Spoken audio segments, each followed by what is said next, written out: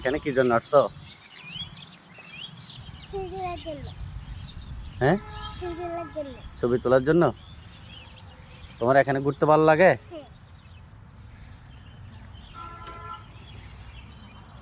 তুমি কি সব সময় আসো? এটা কাদের কলেজ? মাম্মা কোথায় পড়ালেখা করে?